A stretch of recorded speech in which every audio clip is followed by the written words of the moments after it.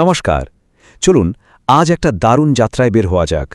আমরা যাব ভারতের কর্ণাটক মালভূমিতে আর দেখব এর দুটো একেবারে আলাদা রূপ। কিভাবে ভূগোল একটা বিশাল অঞ্চলকে দুটো ভিন্ন জগতে ভাগ করে দিতে পারে সেটাই আজ আমরা দেখব।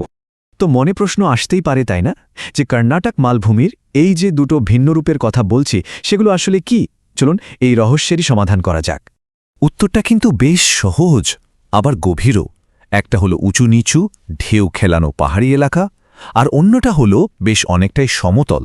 আর এই দুটো অঞ্চলের খুব সুন্দর দুটো নাম আছে, মালনাদ আর ময়দান। আচ্ছা, তাহলে প্রথমেই যাওয়া যাক মালনাদে, মানে ওই পাহাড়ি এলাকাটায়। দেখুন, মালনাদ নামটা কিন্তু খুব ইন্টারেস্টিং। এর মধ্যেই এর পুরো পরিচয়টা লুকিয়ে আছে। এটা আসলে একটা কন্নড়ের শব্দ। মালে মানে হলো পাহাড়, আর নাড়ু মানে দেশ। দুটো মিলে কি দাঁড়ালো? ঠিক ধরেছেন, পাহাড়ের দেশ। মানে নামটাই বলে দিচ্ছে যে জায়গাটা ঠিক কেমন। তো এই মালনাদ অঞ্চলটা কর্ণাটক মালভূমির পশ্চিম দিকে পড়েছে। এটা আসলে অনেক পুরনো, ক্ষয়ে যাওয়া একটা মালভূমি, বুঝলেন? তাই এর উপরটা একদম সমান নয়, বেশ উঁচু নিচু ঢেউ খেলানো।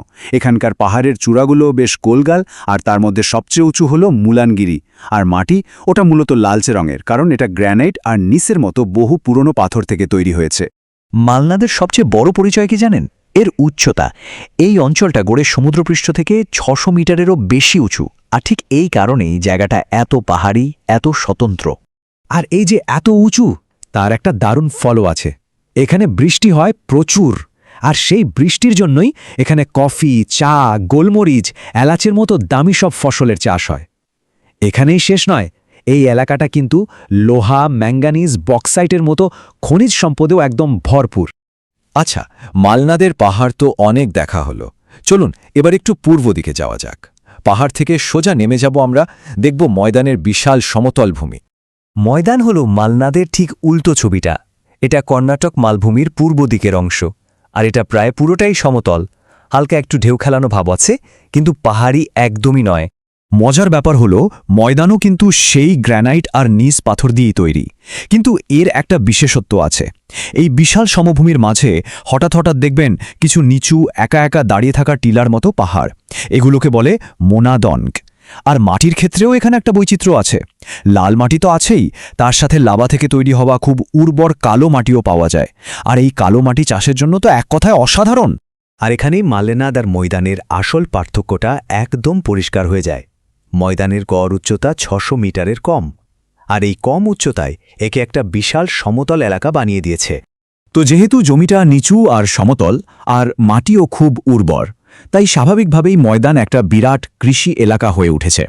এখানে ধান, জোয়ার, বাজরা, তুলার মতো খুব গুরুত্বপূর্ণ সব ফসলের বিশাল আকারে চাষাবাদ হয়। তাহলে চলুন মালনাদ আর ময়দানকে এবার মুখোমুখি দাঁড় করাই। এক নজরে দেখে নেওয়া যাক এদের পার্থক্যগুলো। তাহলে সংক্ষেপে পুরো ব্যাপারটা কি দাঁড়ালো?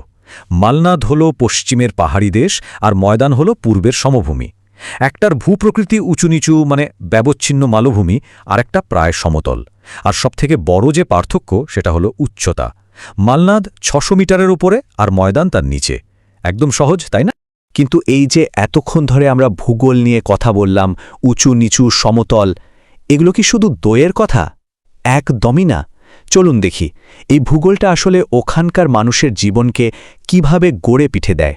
একদম সহজ করে বললে, মালনাদের পাহাড়ি জমি আর প্রচুর বৃষ্টি মানেই হলো কফি আর মশলার বাগান, আর মাটির নিচে খনিজ সম্পদ। আর অন্যদিকে ময়দানের সমতল উর্বর জমি মানে হলো ধানের ক্ষেত, তুলার ক্ষেত, মানে বিশাল কৃষি ভাণ্ডার। তার মানে বুঝতেই পারছেন, ভূপ্রকৃতি ঠিক করে দিচ্ছে কে কি করবে, কিভাবে বাঁচবে। শেষ পর্যন্ত আমরা এটাই দেখলাম যে একটাই মালভূমি, কিন্তু ভূগোল তাকে এমনভাবে ভাগ করেছে যে দুটো যেন দুটো আলাদা দুনিয়া। যাওয়ার আগে একটা প্রশ্ন রেখে যাই। আচ্ছা, আমরা যেখানেই থাকি, আমাদের চারপাশের ভূপ্রকৃতি, সেটা পাহাড় হোক, নদী হোক বা সমতল, সেটা আমাদের জীবন, আমাদের কাজ, এমনকি আমাদের সংস্কৃতিকে কতটা প্রভাবিত করে একবার ভেবে দেখবেন কি?